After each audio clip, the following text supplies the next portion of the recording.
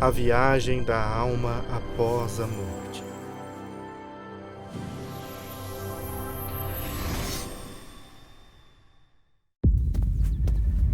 Com um semblante sombrio, Caju foi até Ian, que descansava junto com suas amigas à beira de um lago maravilhoso, onde belas flores de lótus flutuavam em sua superfície. Vim te dar uma notícia triste. Você passará pelo juízo final. Ian se assustou por um instante. Imaginou que demônios o faziam lamber caldeirões de piche e frigideiras ferventes. Porém, logo depois entendeu que Cajur estava brincando, mas que passaria mesmo pelo juízo final. Sim, cedo ou tarde todos passam por esse grande mistério. Apenas os piores pecadores são julgados imediatamente. E é como se estivessem no inferno. E depois, quase em seguida, eles reencarnam ou vivem nas camadas inferiores do plano sutil, próximas à Terra. Mas esse julgamento não é uma punição, mas uma forma de renascimento espiritual, pois Deus não deseja punir ninguém. Ele ilumina a pessoa, faz com que ela compreenda a verdade, aprenda a visão correta da vida, e quanto mais rápido a pessoa compreender, mais rápido ela parará de sofrer e viverá na graça divina. Anjos se aproximaram até Ian e o levaram a um majestoso templo branco repleto de luz divina e com a presença do Altíssimo. Ao chegar lá, Ian, por assim dizer, estava dividido entre seu eu comum e a parte espiritual mais sublime de sua alma, que parecia estar adormecida dentro de si até este ponto e que parecia muito raramente. Agora ele via a si mesmo do ângulo dessa parte sublime de seu espírito. Sua vida inteira começou a passar diante dele, mas ele a visualizava de um jeito incomum. Sentia ao mesmo tempo todos os participantes de qualquer evento, seus pensamentos, sentimentos, preocupações, sensações corporais e suas visões da situação. Ele viu como seus pais se preocupavam e temiam por ele, como em seu zelo ignorante, tentaram fazer o que foram forçados a considerar que era o melhor para o filho.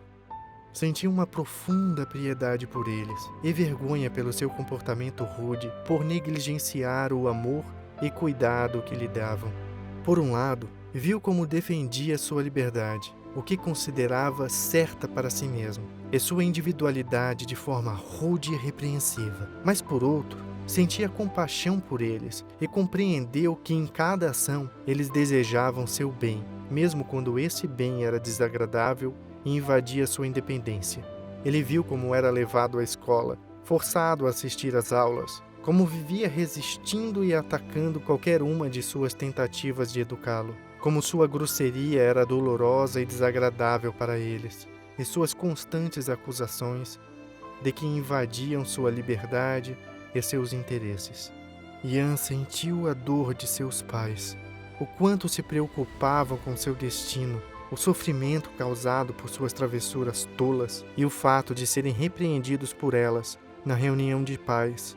Ele se viu como aluno na escola, como os professores, em sua ignorância altruísta, tentavam sinceramente fazer com que ele melhorasse, transmitir a ele o que consideravam conhecimento.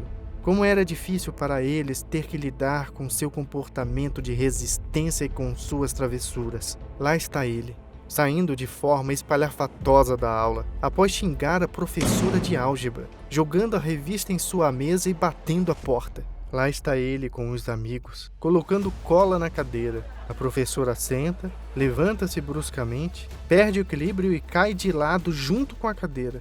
Ele sente a dor dela e sua aflição por essa brincadeira estúpida deles. Ele se sente desconfortável e envergonhado por esse ato. Lá estão eles colocando um balde de urina sobre a porta e o professor sendo encharcado com o conteúdo após entrar na aula. Ele sente seu constrangimento, sua raiva impotente e sua irritação com os alunos. Ian sente culpa e arrependimento por esse ato. Lá estão seus amigos e ele zombando e batendo no fraco do Guga, incomodando-o. Ele aperta forte seu nariz, chuta sua bunda e sente a dor. O medo de Guga, seu estado deprimido. E então, sente tristeza e compaixão por esse ato. Agora, ele mesmo está sendo espancado pelos inimigos da classe vizinha, bem na frente de toda a escola, sendo jogado em uma poça de água suja. Ele se levanta todo molhado, todos zombam e riem dele.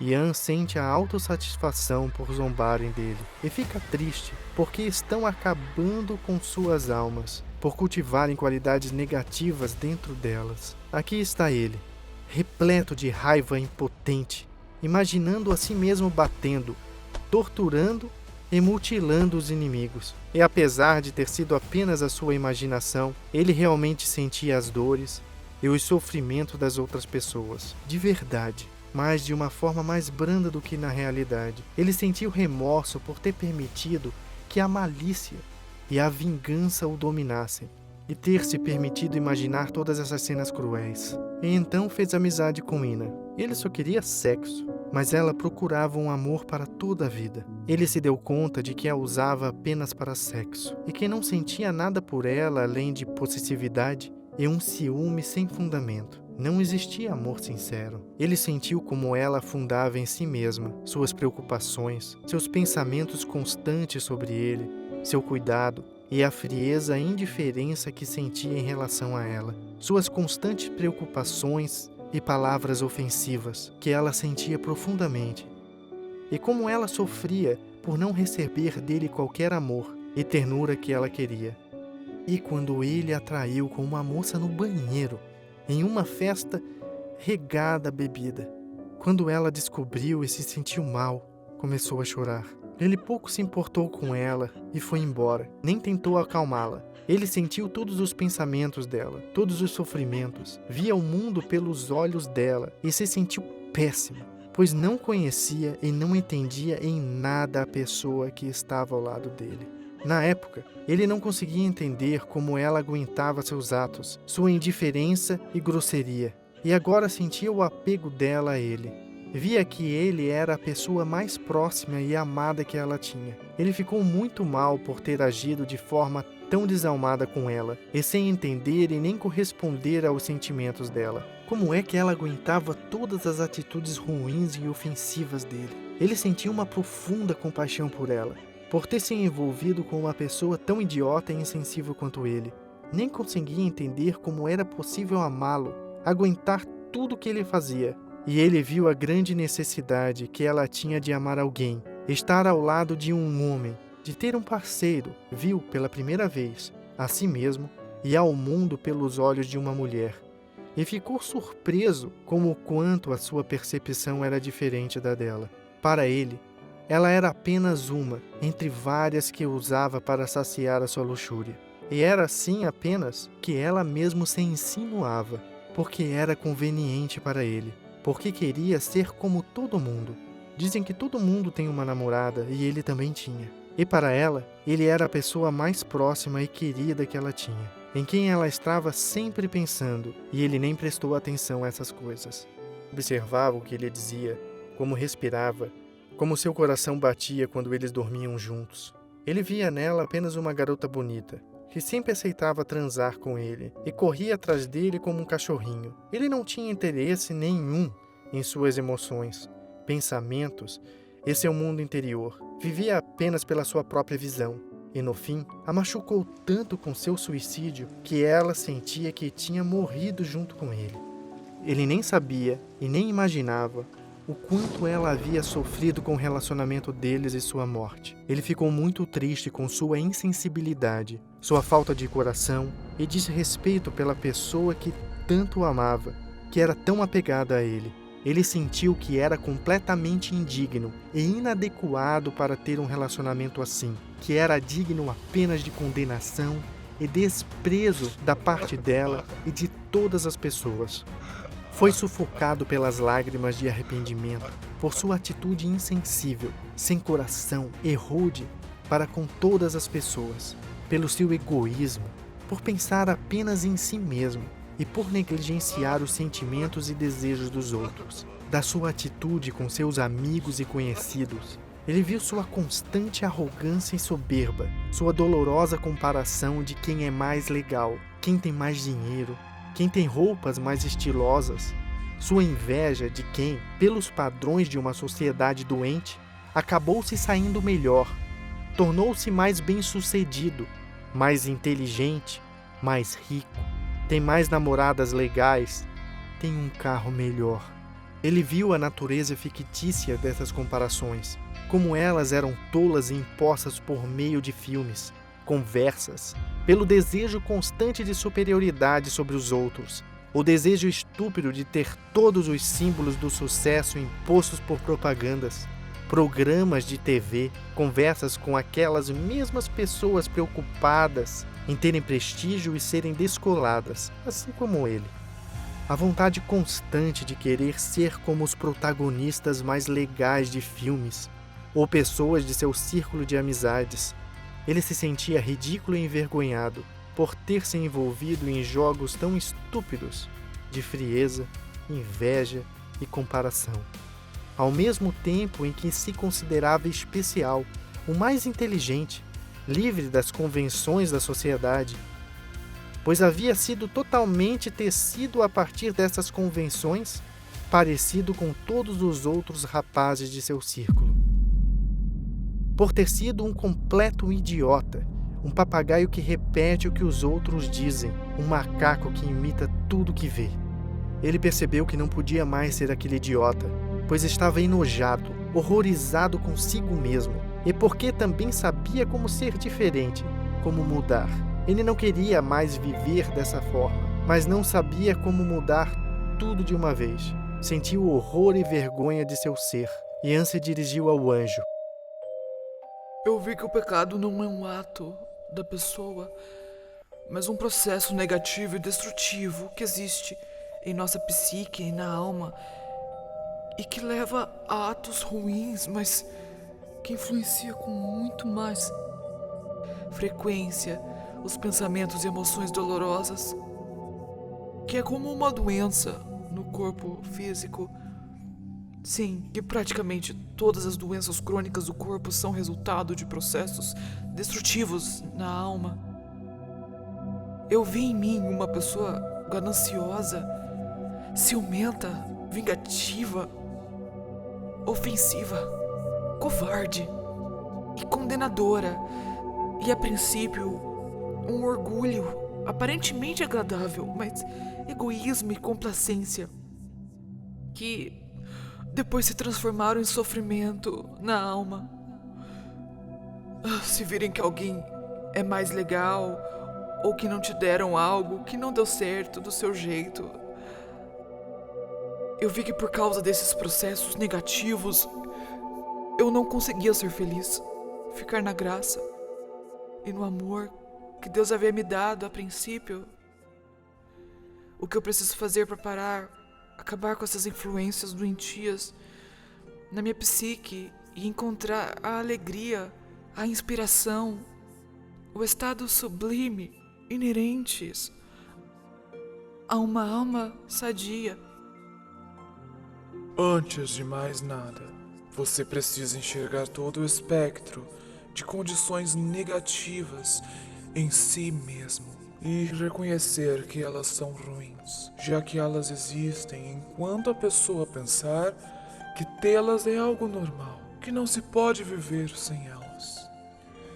Quando ela se prende a essas condições e as justifica de qualquer jeito e até as considera úteis ou justas em relação aos fenômenos da vida que são ruins em seu ponto de vista, quando ela reconhecer isso e quiser se separar dessa sujeira, deverá enxergar com base nas mentiras que existem nela.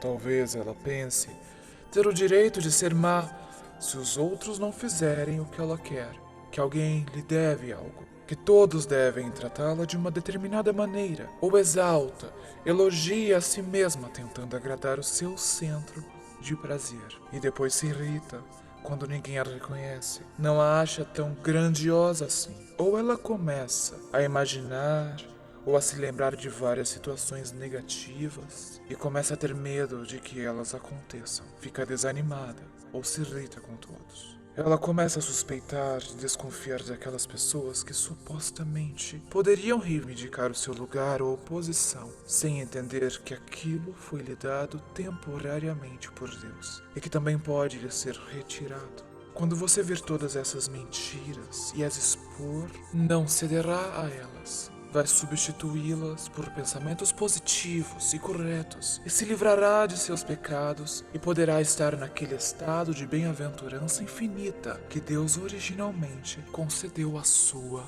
alma. Após o juízo final, Ian de repente chegou à compreensão dada por Deus. Deus é infinito em tudo, e junto com o paraíso ele criou mundos tão pesados como a nossa Terra, pois não poderia criar um sem criar o oposto. Ele não poderia criar o paraíso e não criar o inferno, pois se complementam. Mas ele usa o inferno e o paraíso, o bem e o mal, a ignorância e o conhecimento para que as almas dos seres obtenham uma experiência temporária de todas essas diferentes experiências e encontrem a total compreensão de Deus e de sua criação infinita e fiquem parecidas com Ele. Isso não é uma punição, nem uma recompensa, mas é a imensidão do conhecimento, pois Deus não transmite pelos livros, mas pela experiência de vida. Mas ao vivenciarmos o mal, a ignorância, os sofrimentos, nós não voltaremos mais a eles, pois a repetição infinita disso tudo já não tem mais sentido. É que nem subir em uma montanha, onde vemos belezas surpreendentes, mas ao mesmo tempo que a viagem transcorre com dificuldades, elas são temporárias. E nós, após passarmos por elas, nunca mais voltaremos às suas lições e provas dolorosas.